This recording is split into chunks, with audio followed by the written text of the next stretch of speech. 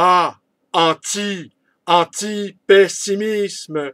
Ah, anti-pessimisme.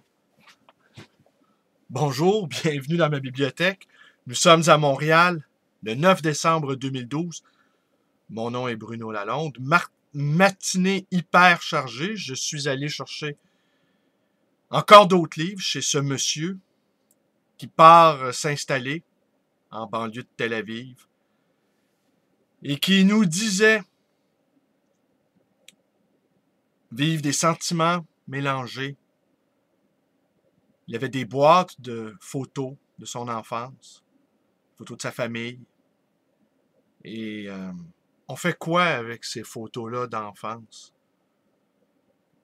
qu'on finit tous par recevoir en héritage? C'est à se demander pourquoi on prend toutes ces photos-là. Moi qui ne suis pas très photo et qui n'a pas de pratiquement aucune photo de moi dans ma vie. Ma mère, elle en a sans doute beaucoup, mais moi, j'en ai pas. Je ne prends pas de photos des choses ou des voyages même que j'ai fait. J'ai pratiquement... je me rappelle même pas. Une fois ou deux, peut-être, j'ai pris quelques photos. Ici et là, des quelques voyages que j'ai fait dans ma vie. Alors, mes héritiers n'auront pas à se demander... que faisons-nous avec ces souvenirs qui ne sont pas les nôtres? Mais avant de commencer cette lecture, je dois vous rappeler... lecture de Robert Mishrahi. Je dois vous rappeler qu'aujourd'hui, 9 décembre 2012, au Square Victoria, rebaptisé Place du Peuple, a lieu une manifestation internationale sous l'égide de l'ONU contre la corruption dans le monde entier. J'y serai, de même que mes plus valeureux militants. Et nous allons sans doute hurler ce nouveau slogan que nous avons forgé à anti-pessimisme. Nous sommes des postes désabusés. Nous n'avons plus de temps à perdre pour être désabusés. Cette posture intellectuelle qui permet toutes les démissions. Mais avant, je vais vous lire une petite citation d'Anne Hébert. Et moi, je crois à la vertu de la poésie. Je crois au salut qui vient de toute parole juste, vécue et exprimée. Je crois à la solitude rompue comme du pain par la poésie. Anne Hébert. Alors, je vous lis mon Mishrahi.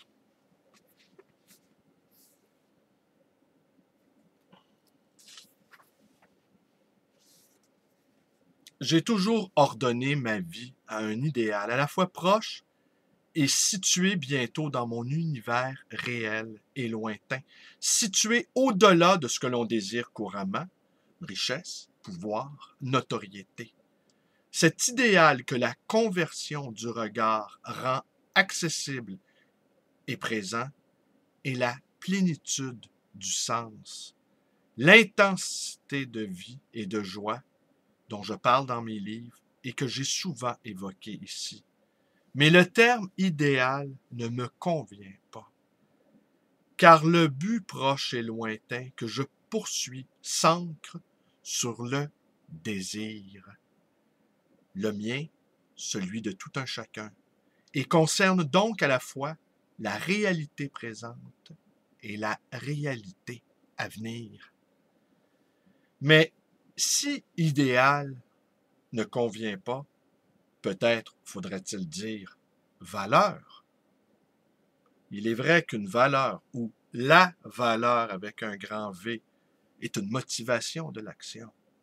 Mais l'inconvénient de ce terme, employé sans précaution, est de laisser croire à une éventuelle transcendance. Trop souvent, les idéalistes, Platon, Descartes, Kant, Hegel, et les croyants de toutes les religions affirment que les valeurs sont des pôles d'action, des réalités spirituelles indépendantes des individus et des sociétés, c'est-à-dire des choses quasiment divines existant dans l'absolu, dans l'être.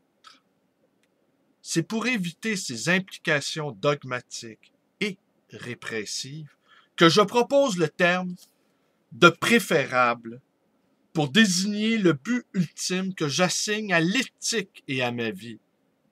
Car la valeur, grand V transcendant et dominant le sujet, vous et moi, est définie à l'avance et impose une conduite. Nos contemporains, suivant Lacan, parlent avec délectation de la loi, avec un grand L, qui s'imposerait au désir. Ils disent loi quand on disait valeur ou Dieu. Ils oublient seulement que ce sont les hommes qui, à leur gré, font les lois et structurent le désir avec un grand D. Le préférable que je souhaite instaurer et par lequel je rassemble toute mon éthique se réfère au contraire explicitement au sujet qui, par là, exprime sa préférence. Celle-ci est un choix, après hiérarchisation par le sujet lui-même, des différentes oppositions qu'il peut envisager dans une situation donnée, situation qu'il crée lui-même par son désir.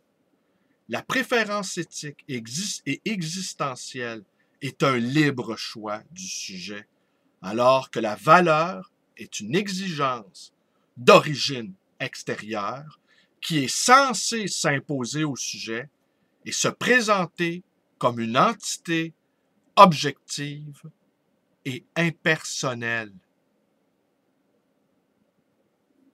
Mais comme l'acte de préférer se déroule aussi dans la vie ordinaire et conflictuelle, je propose de mettre une majuscule au terme préférable pour désigner le domaine de l'éthique réfléchie que le sujet a fait l'effort de définir par lui-même.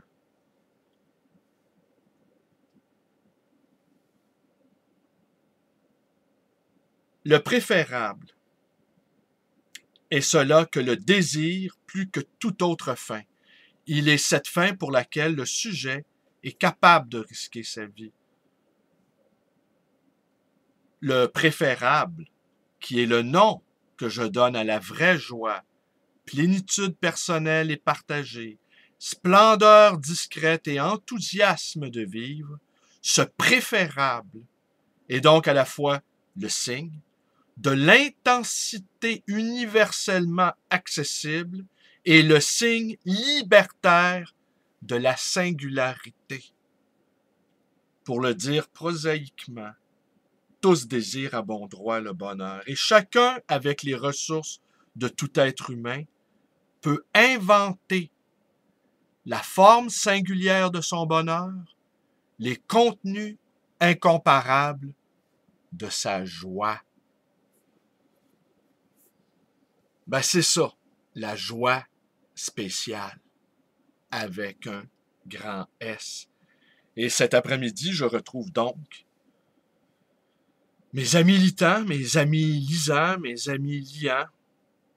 On va déambuler dans les rues. On va étreiner ce nouveau slogan, AA, anti-pessimisme, sans doute avec cœur et avec joie.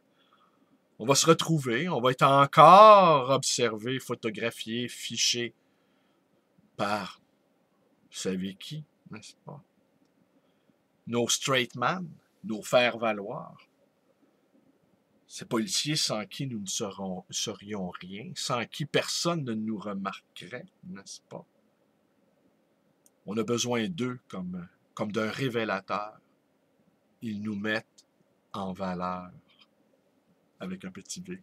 Alors, c'est tout pour aujourd'hui. Je vous remercie d'être avec moi. Alors, je vous donne rendez-vous, pour certains d'entre nous, midi, place du Square. Et pour les autres, ben écoutez, vous pouvez vous abonner à ma chaîne. Et vous pouvez être également présent en esprit avec nous. Vous pouvez vous abonner à ma chaîne, donc me téléphoner à ma librairie, aller me rendre visite à ma librairie, puis aller voir ma page Facebook aussi, puis devenir un ami militant ou un ami lisant. C'est tout pour aujourd'hui. Merci, bonne journée. On va se faire photographier en masse aujourd'hui. Des souvenirs pour demain.